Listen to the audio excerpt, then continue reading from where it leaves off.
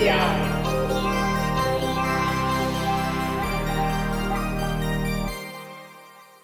Hi, on NPI, brought to you by DigiKey and Adafruit. Thank you so much, DigiKey. This week it is ISSI. Lady Ada, what is new product introduction of the week this week? Okay, this week we're talking about ISSI, or I'm going to call them ISSI. I don't know if that's okay. But we're between friends, okay? ISSI. That Between sounds good.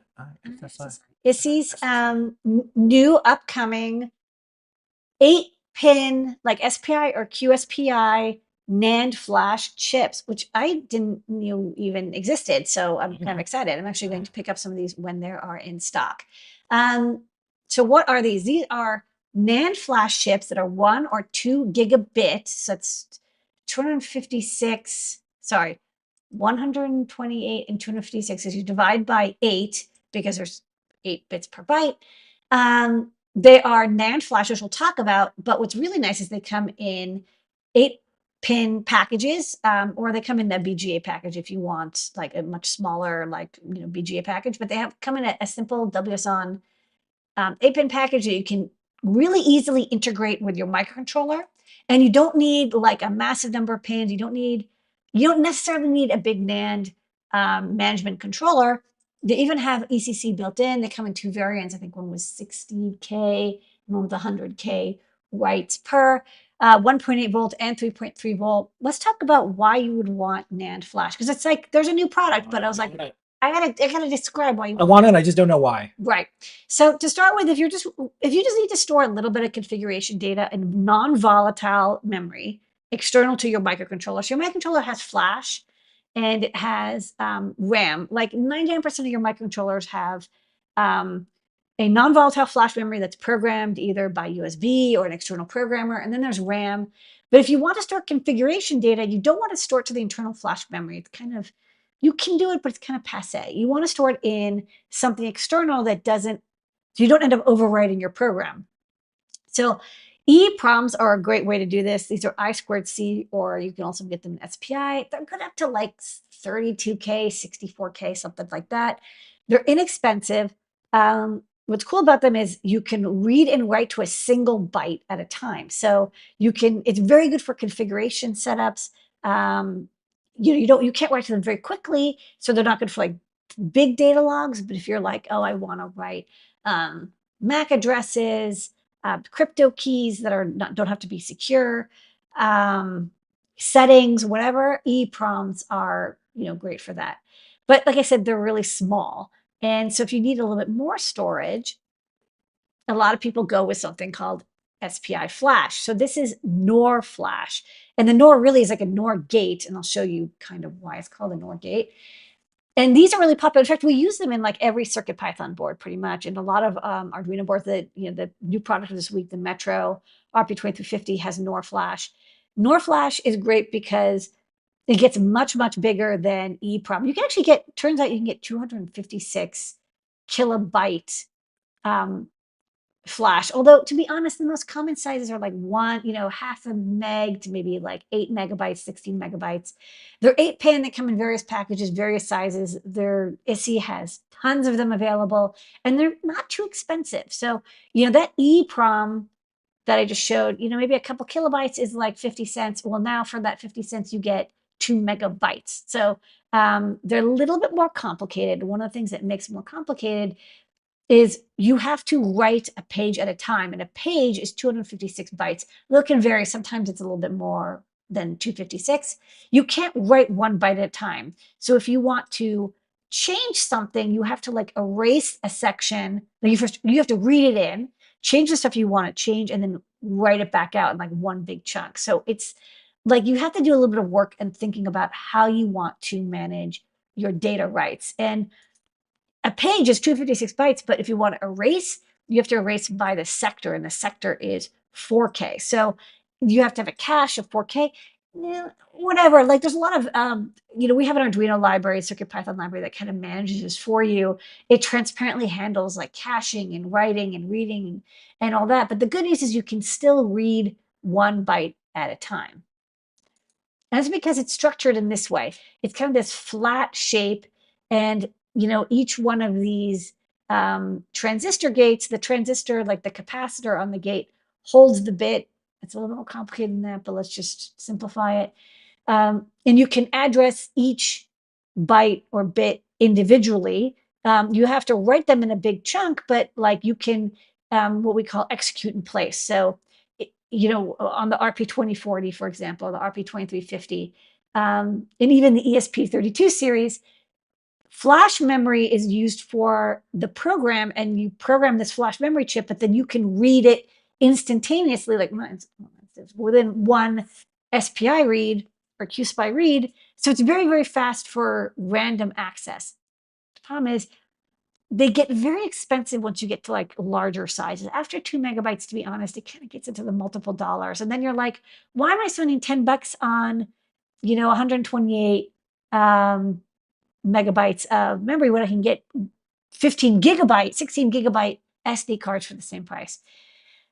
And those USB keys, the reason that those can be cheap, like why can I get a 16 gig SD card for like, $4 or $5, is they use NAND flash. And NAND flash uses these strings of data instead of having them be one by one, that all the transistors in a row.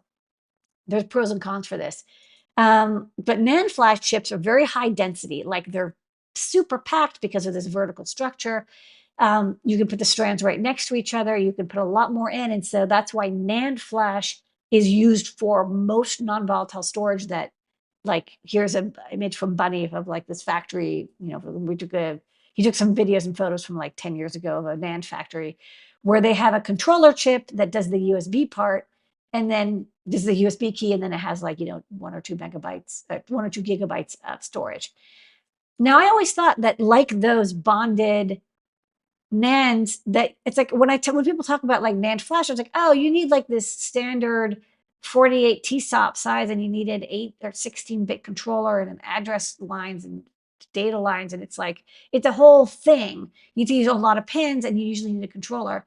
And so I never actually really used it. Although, like I said, this comparatively price wise, you're going to get a lot more memory storage for NAND than for NOR, which is why I'm excited that these ISSI flash memories, 1 or 2 gigabit, you can get them in like a WSON that is the same size and pinout as like your standard SPI flash memory. They also have a BGA version.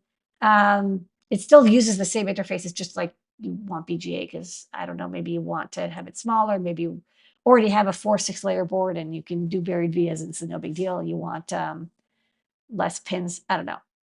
Go to town. But there's downsides. So, much like NOR flash is a little tougher to use than EEPROM because you have to deal with the pages and sectors and blocks, NAND flash is even more complicated because, unlike NOR flash, you can't do instantaneous reads anywhere in the memory, which means you can't use it for execute in place. It's great for very large amounts of data, but you have to read whole blocks at a time, and the blocks are big. They're like 2,192 bytes per page. Some of those are used for error correction. That's why it's more than 2,048. You read the page at a time, and then you can, from the cache, the cached page, you can like individually get the bytes out. And then, of course, when you're writing, you also have to do the erase. So now we're talking about like a fairly advanced way of addressing data. You have to have like this cache, you have to read, and you have to know where you're reading, and like you want to, to simplify, because you can't just like instantaneously get one byte. If you want a bunch of data, you want to kind of think ahead about how your data is stored so you can read one page and get everything you need. So putting stuff on page boundaries is a good idea. The other issue is, yes, this is about the cache. Also, if you want to write, of course, you have to program like this page, 200 and, whatever, 2000, whatever bytes, and then write all along. And this is like a lot of data, like 2K of data at a time is quite a bit. But there's another thing you have to deal with when you're reading data. Now, your reading data doesn't, you can read data as much as you want. It doesn't cause any wear like writing does. But because of the format of the NAND, the way it's packed in so tightly, there are way more error correction errors that occur, like bit flips that occur with NAND and with NOR. With NOR, you pretty much are good to go. Like it doesn't really, like once the data is written, it's good for many, many years. With NAND, as you read and as you write, like because all these capacitors are so close, it's very easy for bits to get flipped. And so you have to have error correction. There is some built-in error correction in ISSI. I think it's up to 8 bits. You can see the ECC status flag. For the last read, then you want to read the ECC status. It'll tell you if you have only like 1 or 2 bits, it's like, well, I can error correct, no problem. But as you get closer to 8 bits, which is the limit, you're going to have to refresh the data. And again, when you refresh the data, that counts as a write. And so you're going to have to do, even if you're just reading a lot of data, you're probably going to have to refresh that area around where you're reading. And so those count at writes. And so you're probably going to have to do wear leveling. You can kind of sort of maybe get away with not wear leveling on a NOR. You can use little FFs or whatever. You definitely have to think about it with NAND. And so that's there's a lot of controllers for USB keys and SDIO controllers for micro SD cards that do the wear leveling for you. These chips do not do wear leveling automatically. You will have to manage that on your own. So think about that.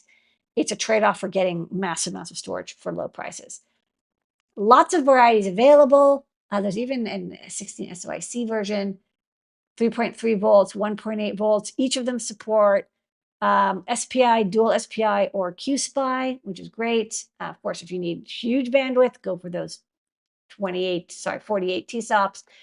Those are also available. You can get 8-bit, 4-bit, 16, whatever bus widths to your heart's content.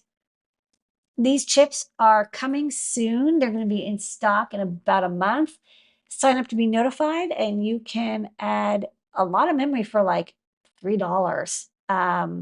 Way, way cheaper than NOR flash, and definitely easier than maybe even an SD card, because you don't have to worry about the vibration. You don't have to worry about it getting removed.